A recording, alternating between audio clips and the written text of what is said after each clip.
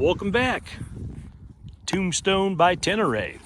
Another stop on Highway 60 heading south to Globe. We're only, like I said, about 25-30 minutes south of Sholo. It's this interesting resort here that's defunct on the side of the highway. It's probably about 5 miles out of the Salt River Canyon. And it looks like at one time they had a small gas station here. This is a big lodge over here. And there's a lake. My kids and I had explored this maybe 7-8 years ago. You go down this path down here, and there's a lake down there. There's camping spots, a couple of kitchens / cabins. I'm not really sure what they were all used for, but even in the last 7 years, seeing this place kind of decompose, it really had, when I first came through here 7-8 years ago, wherever it was, I really looked at this place as, man, you could really put this place back on the map, and it's really fallen pretty bad since then. Hasn't gotten any better. Been vandalized. Things are obviously got stolen out of here, damaged. The structure's still sound in here.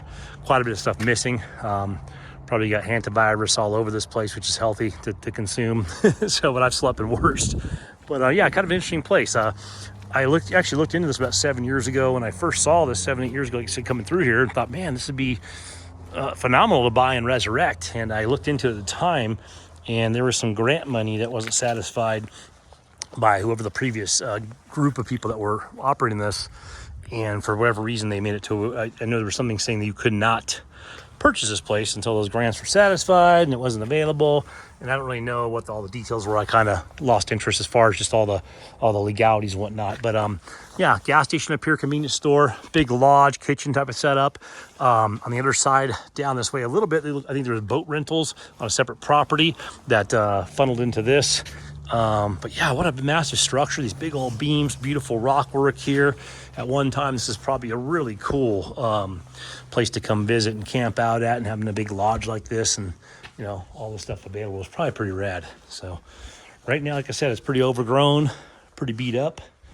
You know, you got the I don't know what this would be used for. Like I said, it's some sort of a lodge, and there was an area for a loading dock back there. Hello, welcome guests. Please check in with Jason over here on the left.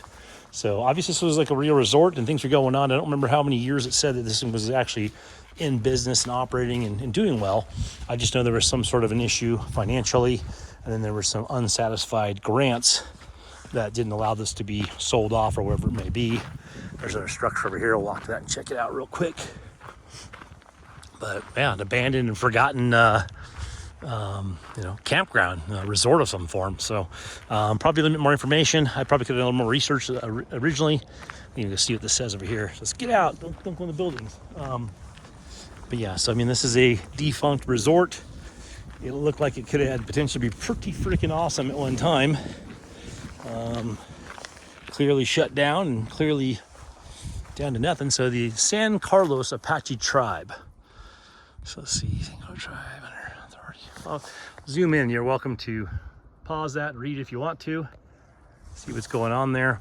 Yeah, we're talking about chainsaw use and things like that. I don't know how old this is, or people are able to still cut wood in here. Something about chainsaw use, no campfires. I don't know if you can camp out here. Maybe you still can. I don't think it's open to anyone. I don't think anyone's running this, but you can see in the distance over here, there's picnic tables and campsites. Like I said, there is a lake over that way. There's power throughout here. There's some other structures back here I've seen when me and my kids drove through here in one of our overland trucks years ago. Like I said, when we were looking at properties up here. But like I said, I don't know all the history on this. If you know the history and you're watching my extremely exciting video, throw some information in the comment section. And if I get enough questions about it, I'll do a research online. I had done the research years ago. I just don't remember any of it off the top of my head, and I don't want to throw a bunch of random factoids out there that were inaccurate. So obviously Billy the Kid lived here. Obviously Jesse James came through here.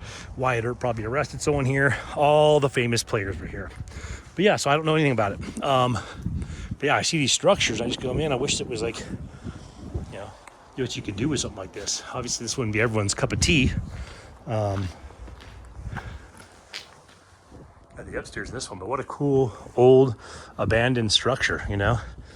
I don't know, I have a hard time walking in an old structure and not thinking like, what could this have been, what was it at one time. So there's more structures over here as well. So like I said, I'm going to plan a once it cools off, we're in the right about the peak of the summer starting here, May. We got June, July coming up, and it does get hot even up here in the elevation. We're probably at 5,500, 6,000 foot elevation, I think, right here. I know I'm about 5,600 in my house up north of here, and I think Sholo probably jumps in that 65 range. So we're up at a decent elevation click right now, so it's not too bad, but it will get pretty hot coming up here in the next couple months. So we had a pretty mild winter last year, so it still gets freezing cold at nighttime, but we didn't have really snow. So I'm hoping we have a better winter this year, but I think in the winter months, I'm going to do some camping down south in this direction once it gets too cold in my area, and I'll check out some of these structures a little bit more detailed and some of these little off the beaten path places to get myself to and on the bike, or take the truck with the pop-up camper and a dirt bike, and go check out some more of the history around here and try and get some details for you guys. So yeah, it's Highway 60 right there. We just came into Salt River Canyon. If you watch vlog number 2, we are only 15 minutes down the road. So doing a lot of stopping on this trip. I didn't intend to do that, but I figured these structures are kind of cool. People that don't know about it want to check this kind of stuff out. I'm really into abandoned buildings, old mining relics, old pioneer stuff. This is obviously more modern, but I think it's a cool thing to go check out. And, just a bunch of abandoned structures, an abandoned resort of some form, and no one's doing nothing with it. So there's the gas station. Probably walk up here, trying to tap out a rattlesnake. We do have snakes out here. I have not seen many. But when I'm paying attention to my camera and yapping at you guys, I'm probably not paying attention as much as I should at the ground. So gotta be just a little bit careful for that. And believe it or not, we still are on our way to Tombstone. We're not getting there early. Obviously, with all these stops, someone really likes painting that figure. I've seen a few of them over here, kind of cool. Obviously, graffiti is bad, but I mean, in general, it's kind of neat to see some of this artwork. But yeah, so this is a convenience store, I believe, at one time with gas pumps or propane or whatever, maybe all the above, supporting, the travelers on this road, and obviously supporting the facility here. So I'm assuming there's your cash register, your cash window for the nighttime potentially, all your stuff laid out here. If anyone's tired and they want to take a nap, perfect place to do it on Highway 60, heading south or north. But yeah, you'd have your pumps out here. Obviously, at one time there was pumps working. Like I said, down the way here, below where that water tower is down here, there's boat rentals. I know that for a fact when I did some research before. And you're kind of, like I said, you just climbed up in elevations. You're back into some pretty cool vegetation. You got pine trees over here, a mix of other types of trees. So it's not full-blown barren desert yet. You do drop down pretty soon. I won't be doing any more vlogs leading into Globe. I want to go search around Globe one of these days. That's either the shitter or the well, or both. That's something moving around over there. Probably going to attack me. Yeah, so there's some pretty cool, there's a pretty cool history over in Globe. Like I said, I do want to check that out at a later date.